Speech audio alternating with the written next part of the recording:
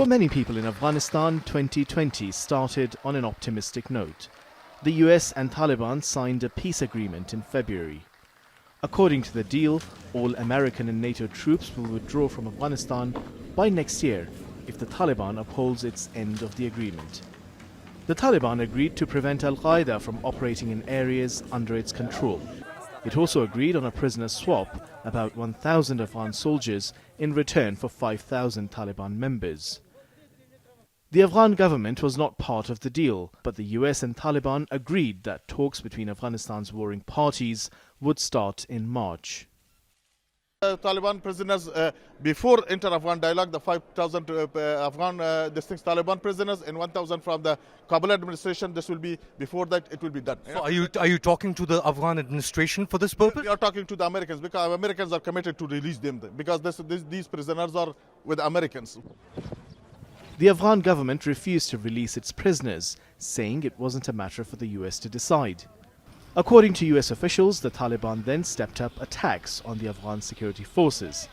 The Taliban said that wasn't so. It accused the US and some Afghan elements of trying to sabotage the peace efforts.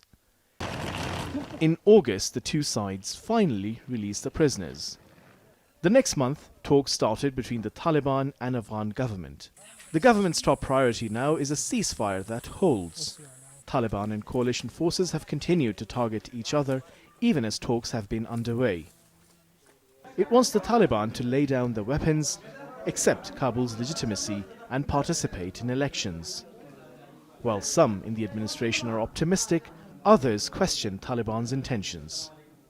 They are trying to maintain their habitat away from civilization, away from integration, away from new Afghanistan, because they are afraid that in a pluralistic society, which Afghanistan today is, Taliban will become another loud cleric, mullah, preaching after that.